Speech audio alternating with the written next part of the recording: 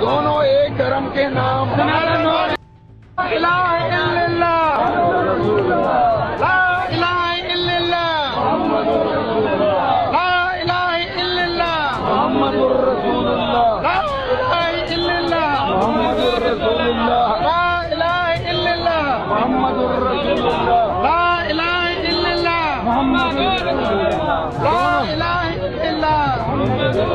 दोनों एक धर्म के नाम।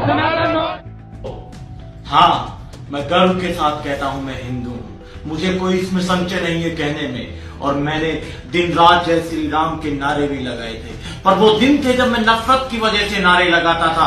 पर अब मैं प्रेम, एकता और सद्भावना के लिए जय श्री राम के नारे लगाता हूँ। बदलाव सिर्फ इतना है, पहले मैं मोहब्बत को नहीं मानता था, मैं नफरत की बात करता था। अब मैं मोहब्बत और मोहम्मद की बात करता हूं और करता रहूंगा। हिंदुस्तान में जो भी लोग नफरत फैलाने की कोशिश करेंगे उनके खिलाफ बोलता रहूंगा। हाँ, मैं इस्लाम का सम्मान करने लगा हूं और करता रहूंगा। किसी में हिम्मत है तो रोक सके तो रोक के दिखा ले। मोहब्बत के बिना अपना गुजारा हो नहीं सकता, नबी के बिन नजारों का नजारा हो नहीं सकता। मुझे अपना कहो चाहे मुझे तुम गैर कह देना, नहीं है जो मोहम्मद का हमारा हो नहीं सकता, नहीं है जो मोहम्मद का। एक ही कलमे में कुरान शरीफ के अंदर सारी बातें लिख दी। नहीं है इबादत के सिवा और कोई दूसरा, ला इलाहा इल्लल्लाह मुहम्मदुर रसूल अल्लाह। जब एक कलमे में सारी बात कह दी गई, जब एक कलमे के अंदर उस परवरदिगार परमात्मा के लिए, ईश्वर के लिए हमें उस प्रार्थना करने का एक स्थान मिल गया, तो हमने अपने विचारों में भिन्नता क्यों पैदा की।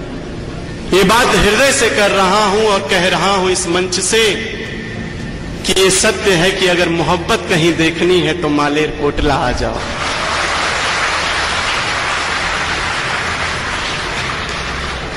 ये जो प्रेम, जो एकता आज इस स्थान पर नजर आ रहा है, वो मैंने अभी तक के जलसों में या किसी भी कार्यक्रम में अपने ही, चाहे वो सनातन धर्म का कार्यक्रम हो, चाहे वो हमारे मुसलमान भाइयों का जलसा हो, लेकिन यहां जो एकता मुझे देखने को मिली है कि सभी धर्म के लोग इस कार्यक्रम में शरीक हुए, हमारे लिए सबसे बड़ी खुशी की बात यह है।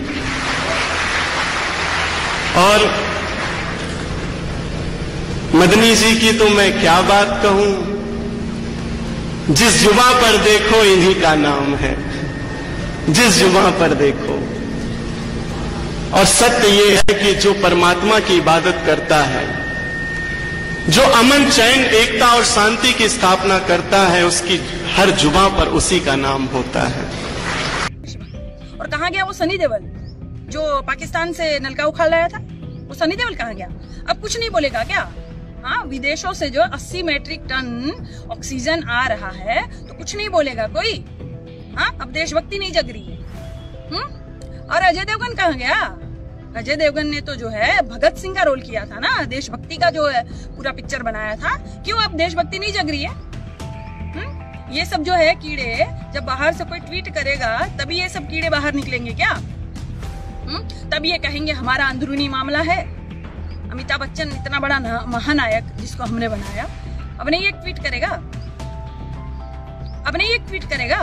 हाँ, अब इनको महंगाई नहीं लग रही है, इनको जो है सड़कों पर किसान नहीं दिख रहे हैं, इनको बेरोजगारी नहीं दिख रही है, देश जो है विश्व गुरु लग रहा है क्या इनको? या चिताएं नहीं दिख रही है, कोरोना नहीं दिख रहा है इनको? अब नहीं ये बोलेंगे, देशभक्त बनते ये। और कहाँ गई वो कंगना खनकाने वाली कंगना रनावत? कहाँ गई वो? अब नहीं आएगी मोदी जी की बेटी लाडली? नहीं बोलेगी क्या? अब हमारा अंदरूनी मामला नहीं है क्या? क्या है ना कि तुम लोग बोलो या ना बोलो, लेकिन विदेशों में भी जो है डंका बज रहा है पिताजी का, अच्छे से थू थू हो रही है, बहुत अच्छे से थू थू हो रही है। और वो कहाँ गई चूड़िया भेजने वाली भैंसिया, कहाँ गई वो चूड़िया भेजने वाली? क्यों? अब जो है प्रधानमंत्री बहुत अच्छा कार्य कर रहे हैं क्या? सबकी चिता जलाकर जो है आबादी कम करने वाला कार्य बहुत अच्छा लग रहा है तुझे, तो तू चूड़िया नहीं पहनाएगी प्रधानमंत्री? हाँ, कहाँ और किसके नाम की चूड़िया पहन के बैठ गई बहन तुम तो मिलती ही नहीं हो, दिखती ही नहीं हो। और वो सब कहाँ गए? वो करणी सेना, फलाना सेना संगठन और हिंदू वाहिनी, जय श्री राम बोलने वाले और बजरंग दल वाले सब कहाँ घुस गए? और वो जो आधी चड्डी पहनने वाले नालायक सब, अपना घुटना दिखाने वाले आधे नंगे सब, आधी चड्डी जो खाकी चड्डी पहनने वाले थे वो सब, वो कहाँ गए सब? हाँ, संगठन वाले नहीं दिख रहे वो सब ना? हाँ, कहाँ गए वो? तो सब जो है हिंदू है, हिंदू बचाओ, हिंदू खतरे में है। अब कौन खतरे में है? किसकी चिताएं ज्यादा जल रही है? कौन खतरे में है? अब नहीं दिखाई दे रहा क्या अंधो? ऐसे लोगों को माफ कर देना चाहिए। पहले मैंने जरूर ये समझा था कि यही इस्लाम है। इन्हीं मैंने बताया कि कुछ लोगों के अखलाक की वजह से द हिस्ट्री ऑफ इस्लामिक ट्रेडिज्म लिखी थी। मैंने सोचा था ये इस्लाम है, लेकिन जब वास्तविक इस्लाम को जाना, हजरत मोहम्मद सल्लल्लाहु अलैहि वसल्लम को जाना, जब कुरान को जाना, जब हदीसों को पढ़ा, तो मुझे उन पर दया आई, उन सज्जन पर, कि वो इस्लाम को नहीं जानते। ऐसे लोगों को माफ कर देना चाहिए। तो कहने का मतलब ये है कि इस तरीके के लोग हजरत मोहम्मद सल्लल्लाहु अलैहि वसल्लम की कथनी और करनी दोनों के खिलाफ काम करते हैं।